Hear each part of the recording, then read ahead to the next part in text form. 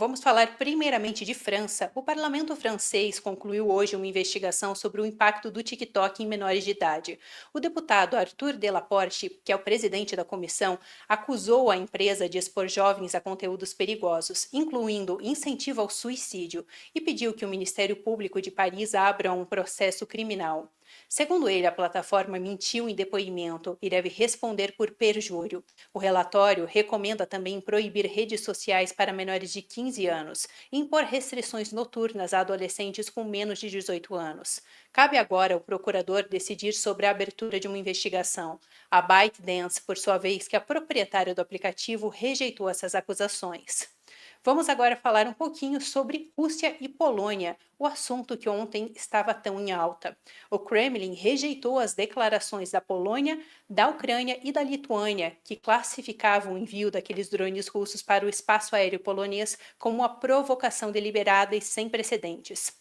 De acordo com Moscou, as declarações não passaram de retórica repetida e previsível, falando ainda sobre uma possível ameaça russa ao território Perdão. Falando ainda sobre uma possível ameaça russa ao território polonês, o porta-voz Dmitry Peskov destacou que os exercícios militares conjuntos entre a Rússia e a Bielorrússia, da onde foram disparados aqueles drones para o território polonês, vale esse adendo, que esses exercícios eles foram programados que são programados para sexta-feira, perto da fronteira polonesa, são manobras planejadas e não são direcionadas contra outros países vizinhos. Enquanto isso, a Polônia proibiu voos de drones e impôs restrições ao tráfego aéreo de pequeno porte em regiões de fronteira com a Bielorrússia e também com a Ucrânia, após o seu espaço aéreo ter sido violado por aqueles drones russos. As regras em vigor a partir desta quarta-feira e vão valer até o dia 9 de dezembro não afetam voos comerciais de passageiros. Segundo ainda a Agência Polonesa de Serviços de Navegação Aérea, as aeronaves leves só poderão voar de dia com o rádio e transponder ligados, e também abaixo de 3 quilômetros de altitude.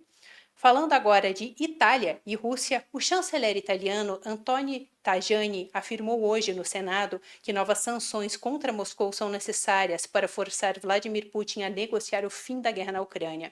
Segundo ele, o objetivo é reduzir os fluxos financeiros que sustentam o esforço militar russo. Tajani disse ainda que a União Europeia já trabalha em Bruxelas para aprovar rapidamente o 19º pacote de medidas, enquanto também eles debatem para encerrar até 2028 as importações de petróleo e gás da Rússia. O ministro reiterou também que a proposta de oferecer garantias de segurança à Ucrânia por meio da OTAN não estavam na mesa. Agora, falando sobre Holanda e Israel, o governo dos Países Baixos anunciou na quarta-feira planos para proibir a importação de produtos fabricados em assentamentos israelenses nos territórios da Cisjordânia. A decisão ocorre após fortes críticas às operações militares em Gaza e às políticas israelenses na Cisjordânia. O país já havia imposto sanções individuais contra ministros israelenses. Van Wil declarou também que a Holanda apoiará a proposta da Comissão Europeia de suspender benefícios comerciais previstos anteriormente em acordos com Israel. Falando um pouco mais agora sobre a questão do Catar, relembrando, a gente teve essa semana o ataque de Israel contra altas lideranças do Hamas que estavam se reunindo no Catar. Em resposta a isso, o premier do Catar classificou esse ataque de Israel como bárbaro e também comentou sobre isso, dizendo que algo assim não deveria ter acontecido. Além disso, durante uma entrevista para a CNN que ele deu na quarta-feira, ele disse que a ação de Benjamin Netanyahu matou qualquer esperança de libertação dos reféns em Gaza e chamou a operação de terrorismo de Estado. O ataque deixou um oficial de segurança do Catar morto. O ministro também afirmou que o país está reavaliando a sua mediação nos acordos de paz entre Israel e o Hamas e convocará uma cúpula árabe-islâmica em Doha nos próximos dias para discutir uma resposta regional. Falando agora sobre China e Inglaterra, o ministro britânico do Comércio Peter Kelly viajou a Pequim para retomar negociações com a China após 6 anos sem diálogo formal.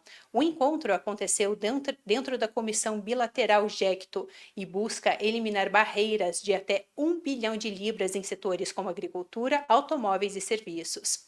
Kelly afirmou também que a China é incontornável para o Reino Unido, mas admitiu que a disputa sobre a construção de uma nova embaixada chinesa em Londres ameaça os avanços. E falando sobre esse projeto ainda da construção da embaixada em Londres, o projeto que fica próximo à capital gera receios de espionagem entre autoridades britânicas e aliados ocidentais.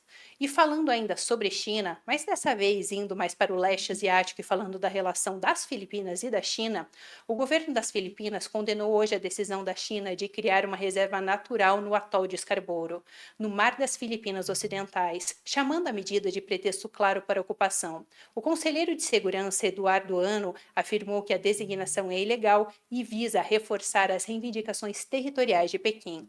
Já o ministro das Relações Exteriores das Filipinas anunciou que apresentará um protesto diplomático formal. Manila reafirmou também a sua soberania sobre o local, enquanto Pequim rejeitou as críticas e pediu para cessarem as provocações. Nós já temos trazido várias notícias sobre essas questões dos conflitos entre as Filipinas e o regime chinês. E quem lembra, quem acompanha aqui o canal, o Marcos trouxe para vocês algumas notícias sobre o caso que aconteceu algumas semanas atrás, quando duas embarcações chinesas estavam perseguindo um barco filipino. E, na verdade, as duas embarcações chinesas acabaram colidindo uma na outra, deixando uma das embarcações com vários danos. Desde então, claro, a atenção tem aumentado ainda mais para as questões que estão acontecendo ali no Mar do Sul da China, principalmente entre China e Filipinas. Agora, falando sobre a questão de Estados Unidos e o regime chinês, o secretário de Defesa dos Estados Unidos, Pete Hegseth, disse na quarta-feira que ele realizou a sua primeira conversa com o ministro de Defesa da China, o almirante Dong Jun. Segundo o Pentágono, o diálogo foi franco e construtivo. Hegseth disse ainda que Washington não busca conflito ou mudança de regime em Pequim, mas ressaltou que ele protegerá os seus interesses vitais no Indo-Pacífico. Ambos concordaram em manter novas rodadas de diálogo. A chamada aconteceu após o desfile militar em Pequim, onde a gente teve a presença de Xi Jinping, Vladimir Putin, Kim Jong-un, inclusive tivemos a presença de alguns representantes brasileiros.